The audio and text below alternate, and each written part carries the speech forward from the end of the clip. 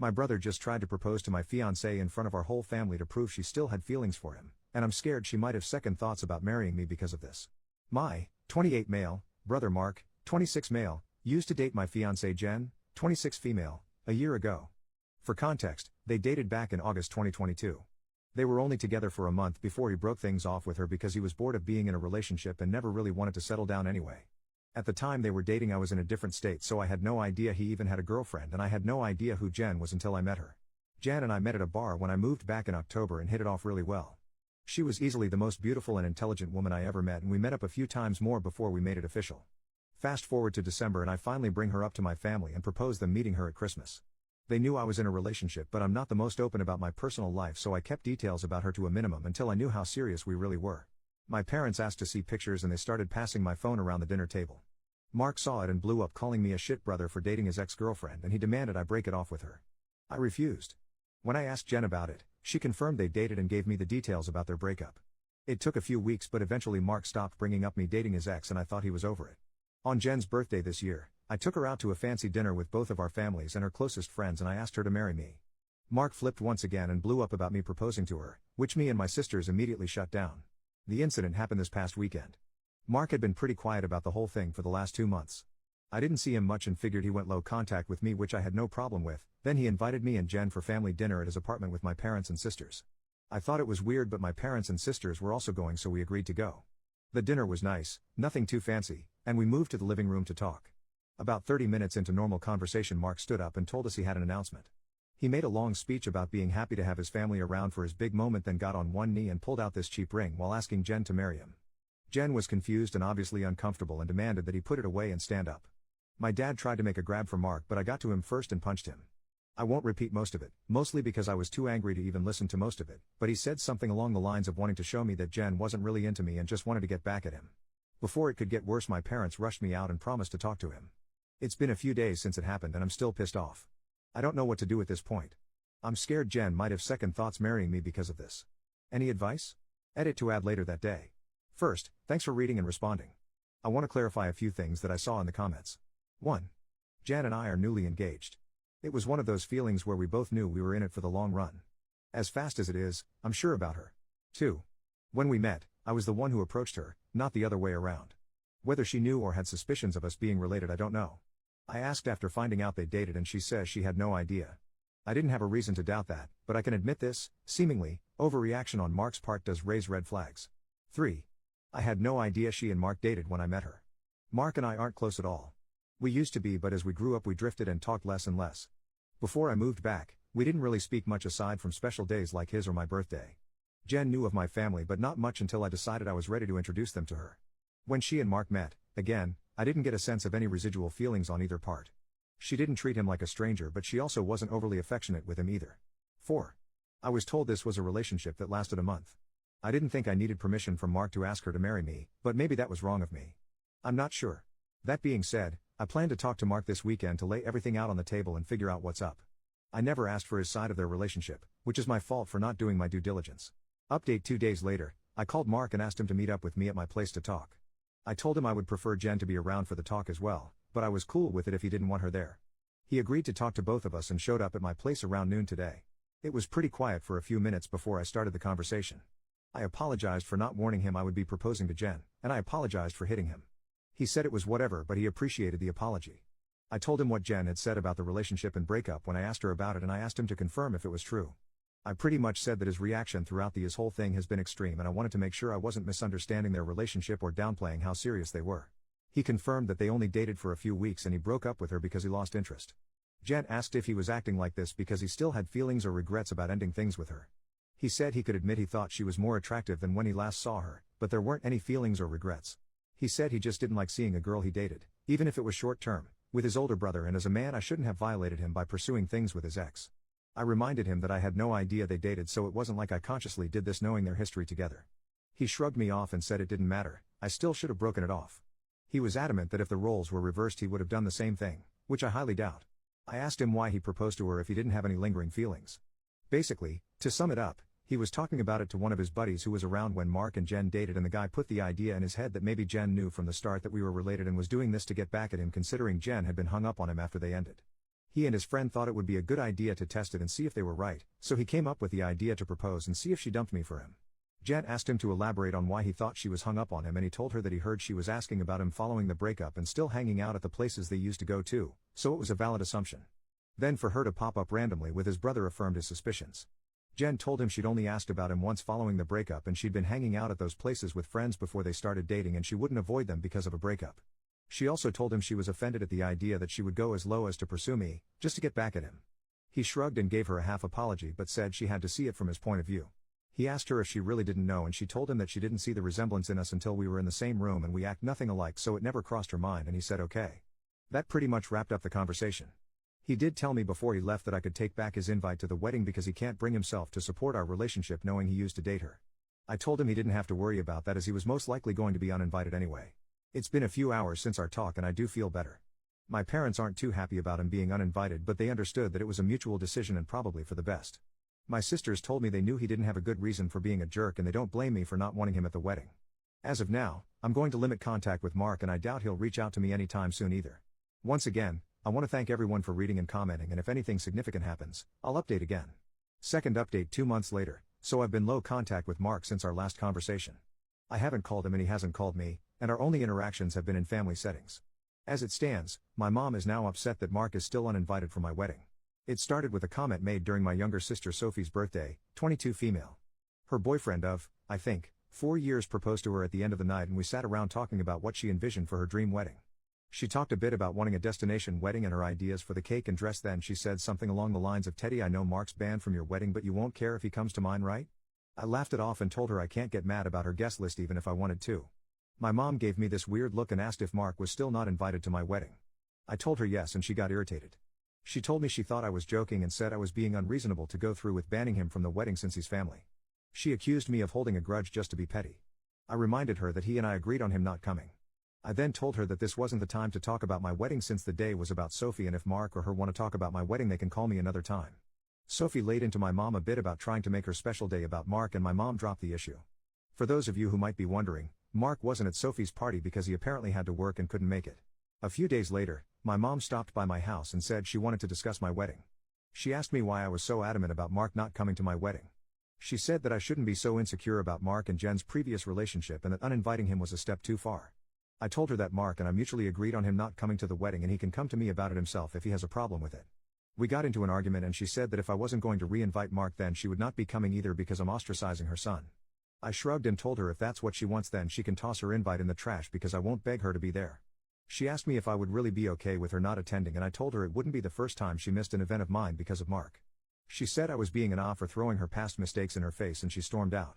I then started getting messages and phone calls from her and a few family members about the whole situation saying I was in the wrong and urging me to invite Mark just to keep the peace. Jen's also been getting messages from my mom asking her to talk to me and get me to change my mind, but to my knowledge she hasn't been responding. So far, most of my mom's side of the family are standing in solidarity with her and not attending, while my dad and his side of the family, which is only my aunt and uncle and their 2 kids, agree with me and are still coming. My sisters are also still coming to the wedding and of course Jen's family too. Also, I talked to Mark about it and asked him if he had a problem with not having an invite. He said he uninvited himself in the first place and he doesn't get why they're making a big deal because he still doesn't want to go. He told me to leave him out of the fighting because he's not involved and he says he'd tell her the same. As of now, I'm back to being low contact with my mom, but my dad and I are still on decent terms. I'm still deciding on whether I'll re-invite my mom and her family, should they change their mind about the boycott, but the chances are low and I told my dad this too, which he understands. For now, Jan and I started looking into downsizing the venue since the guest list is significantly smaller. Update 3, my mom is uninvited from the wedding indefinitely. About 2 weeks after she decided to not come to the wedding, she stopped by and said she wanted to clear the air and talk about everything. We agreed and invited her in to join us for dinner. Jan made her a plate of food and I asked her if she was still planning on not coming to the wedding. She said that while she wants to, she can't get over me not inviting Mark because of a simple mistake. I reminded her that his simple mistake was proposing to my fiancée with me sitting less than 3 feet away from him and she said it was just a joke. Jan asked her why she wanted to talk if she was maintaining the same stance on Mark coming to the wedding. She said she wanted to talk to Jen and she was hoping Jen would hear her out and talk me into inviting Mark again. She apparently assumed I was at work and she'd be able to catch her alone. Jen politely told her that she understood her thought process but she wouldn't have had that conversation anyway without me present since this is about my brother. My mom made a comment somewhere in the lines of Jen being spineless and unable to have a conversation without me thinking for her, which started a pretty heated back and forth between the 3 of us before Jen told her to get out. She got up and started walking towards the door and my mom followed her still screaming at her. By this point she's yelling about her tearing our family apart. While Jen was unlocking the front door my mom grabbed her hair and pulled her to the ground still screaming. She hit her and tried to claw her face and I dragged her off of her and threw her outside. She banged on the door for a few minutes while I made sure Jen was okay before she left and called the both of us repeatedly. When I was sure Jen was okay I texted my mom and told her not to bother reaching out again because we'll never speak to her again. I called my dad and sisters and told them what happened too. My dad was surprised and tried to make excuses, saying she'd been stressed about this whole situation for a while. My sisters say they knew she'd snap eventually since she's always been a crazy beach and they said they'd come make sure Jen is okay. I asked Jen if she wanted to press charges but she declined and said she only wanted to cut contact with her for good. I told that part was obvious but she should still talk to the police since she was physically assaulted but she doesn't want my mom to get arrested. My sisters and Jen's mom came by to comfort her thankfully so she's doing okay. My mom is blocked on everything until Jen says otherwise. I genuinely don't know what to do now. Jen doesn't want to go to the police because she'd feel guilty having her arrested over this, but my sisters and I want to convince her too, and I'd at least want documentation in case something happens in the future. Clarification and some background on my relationship with my parents. Some people were asking questions about my mom and my decision not to be open with Jen about my relationship with my parents. I figure I could give some background on why we're so strained. Like some of you said, Mark was the golden child. Mark was my mom's baby boy and she didn't do much to try and hide it. They didn't spend much time with my sisters and I like normal parents did with their kids unless they had to, but they'd spend time with Mark as often as possible like taking him out shopping while we stayed with a sitter, or bringing him home his favorite food and toys from the store when they'd shop alone.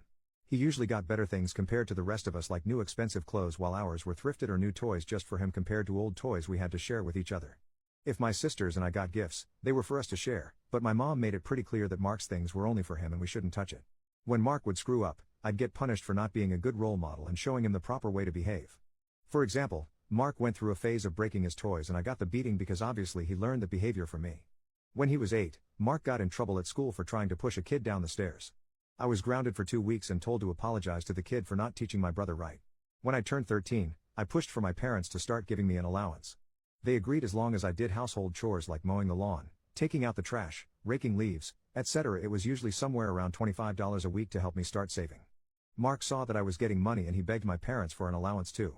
Instead of making him work, $10 of my allowance money was given to him each week because we were doing such a good job with our chores, that he never touched. Whenever I asked him to help, he'd tell me it's not his job to do chores so why should he bother. It was around this time that I started really distancing myself from my brother. By the time I entered high school, we only talked to each other when we needed small favors or when we absolutely had to. I got my first job when I turned 17 because I wanted to finally get my own car and make money that they couldn't force me to give to Mark.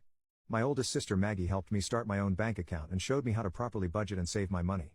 I got my first car at 18 after all of my hard work. When Mark got his license, my parents asked me to let him use my car to get around and for extra practice behind the wheel. Reluctantly I agreed and for a while the arrangement was fine. Mark used my car when I didn't need it and helped maintain it pretty well. When he expressed wanting my parents to buy him his own car, my mom came to me and told me to give him my car because he needed it more.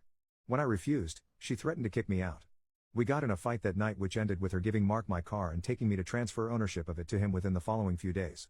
Since I didn't have anywhere else I could go at the time, I just sucked it up and signed it over. When I graduated high school, both of my parents skipped my graduation because Mark didn't want to sit in a long ceremony just to see me get a piece of paper, and my mom didn't want to leave him alone for the night. So I only had the support of my sisters and my aunt and uncle who wanted to take me out. They ended up having to bring me home at my parents' request because they made me dinner to make it up to me. It was a dinner I couldn't eat because my mom put shrimp and chicken on the same serving dish and I'm allergic to shellfish. My first year out of high school I worked 2 jobs to buy myself another car, and at the start of the new school year I moved away for college and cut contact with them. They, mostly my mom, tried to reach out for the first few months via social media and Sophie, but I never responded and I told Sophie she would be cut off too if she kept trying. When she couldn't get to me through Sophie, she tried going through my older sister Charlotte, and a few times through Maggie and Mark until I threatened to file a restraining order for harassment. It was a bluff because I had no idea how to do it, but it managed to scare her off and the most I got from her was happy holiday texts over the years. Around the time I moved back, Charlotte told me they had been seeing a family therapist, at Charlotte's request, and my parents wanted to apologize for their treatment of us. I was hesitant but I agreed as long as they would be genuine, and the reconciliation process started when I moved back home. That doesn't even scratch the surface of everything they put me through, and it took a lot for me to even begin to let them back into my life. When I met Jen, I wasn't sure where my relationship with her was going or where my relationship with my parents was going. I didn't want to mention my family at all mostly because I was ready to cut contact again if I needed to. Jen was understanding of it being a sore subject and didn't press for more. I hope this helps shed some light on some of the questions I've been seeing pop up. Update 4. I want to thank everyone who's taken the time to give me advice on what to do going forward and all the kind messages and comments I've gotten over the past few days and weeks. Jan and I have read the comments together and everything is appreciated. To answer the most common question about why I chose to reconnect after everything, the short answer is because I would do anything for my sisters. Charlotte wanted the entire family around and for the birth of her first child and to help her while she adjusts. She didn't want part-time aunts and uncles who would only visit her kid during birthdays and holidays.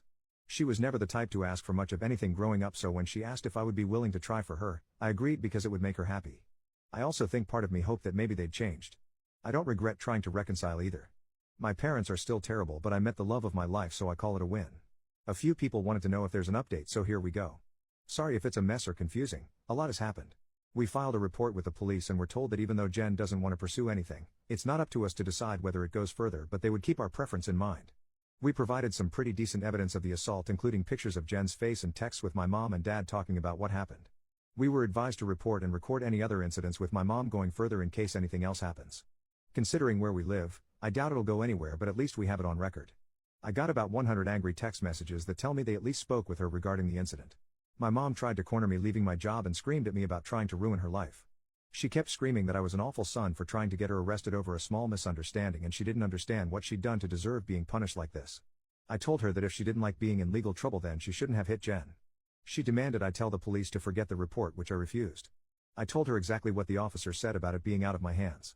She had a tantrum in the parking lot and hit me a few times, just on the chest and arm, before security intervened and dragged her off the property. I had to talk to my boss about the incident. Luckily, she was understanding of everything going on after I explained what was happening. When I got home, I told Jen what happened. She was upset and asked that we discuss the plan with my family moving forward. It was a long talk, but we took the advice of some Redditors and decided to go completely no contact with my family aside from my sisters. We agreed that having them in my life is adding unnecessary stress for the both of us, and we aren't even married yet. She told me she wanted to consider moving away and putting some distance between us and my family. She said that she tried to stay out of my family issues because it's not her place, but she refuses to put up with my mom and her behavior or my dad enabling her abuse. A lot more was said, too much to put in this post, but I agreed with her that they were more trouble than they're worth, and I also don't want to put up with this anymore. I also agreed to go to therapy, and she's helping me find a therapist. I decided to call my dad after our talk and let him know I would be going no contact. He didn't answer the first time I called, so I left a message asking to have a long talk.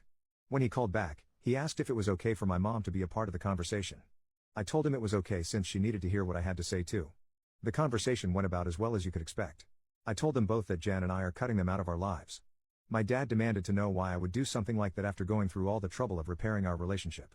I told him that this entire thing with Mark has shown me that nothing is actually repaired between us, and, as far as they're concerned, the world revolves only around my mom and my little brother. I told them that their continued favoritism of Mark has brought our relationship to a point of no return and that I wasn't interested in holding on to a failing relationship. I told them that I agreed to reconcile for Charlotte's sake, but I don't appreciate all of the disrespect towards me and Jen, and that I wouldn't put up with it anymore for both of our sakes. To my mom specifically, I told her that I was tired of her using me as a scapegoat for her bad parenting and Mark's attitude. I also told her that I would never forgive her for what she did to Jen and what she did to me and my sisters growing up. She started to say how I should move on like my sisters have, but I cut her off and told her that she should take their forgiveness and move on because she would never receive it from me, especially after everything she's done these last few weeks. She started crying and asking me how I could treat her like such a villain. I told her she could only be upset with herself because I've done nothing wrong. She cried harder and told me how much she regretted having me and how I've only tried to ruin her life. This started a heated argument between her and Jen once again, and Jen told her in much more colorful words that she was disgusting, and plenty of other nice names, for saying something like that to me. I don't know if she left the room or just decided to shut up, but my mom stopped talking when Jen was done speaking to her. My dad said he wasn't okay with being shut out of my life, and he asked me to try to understand my mom's point of view. He said that she was also struggling because her kids were at odds and I was being unfair to punish her for her struggles with raising and caring for us. The last thing he said was that we were a family and I shouldn't let past mistakes stop us from moving forward together. I told him that the only person she ever cared for was Mark and herself, and there was nothing he could say or do to make me change my mind. I told him that it was up to him whether to keep my number, but I would be blocking him and my mom everywhere and I wouldn't be reaching out again. Then I hung up. Afterward, I sent a long email with a link to my posts attached to my entire family on inviting everyone except my aunt and uncle and my sisters to the wedding. I hadn't cried in a long time, but Jen held me while I cried after writing the email, and she assured me we would be okay. My sisters also reached out to me after reading the email. I apologized to Charlotte for not being able to continue reconciling like she wanted, but she told me it was okay and it's not my fault I had to cut them off again. The response from my family has been pretty mixed. Some are angry I aired out family issues on a public internet forum, while others are pissed at my parents because they never knew it was this bad. The last person I talked to about everything was Mark. He asked if I was cutting him off too, and I told him I wasn't, but I wouldn't be going out of my way to reach out to him either. He didn't argue and just wished me the best with the wedding, and we haven't spoken since. Right now, Jan and I are looking for a new place to stay. The plan is to move closer to Jen's brother. He lives about 3 hours from where we are now, and Jan and I like the city he's in. I spoke to my boss about transferring, and Jan is looking into the option of working 100% remotely or possibly finding a new job. And once again our venue's changed. Since the guest list is significantly smaller, my future brother-in-law is considering letting us use his lake house for our wedding. I don't plan to post any more about this unless the sky falls, at least not until the wedding, because I want to move on with life, but I want to thank you all for your comments and advice.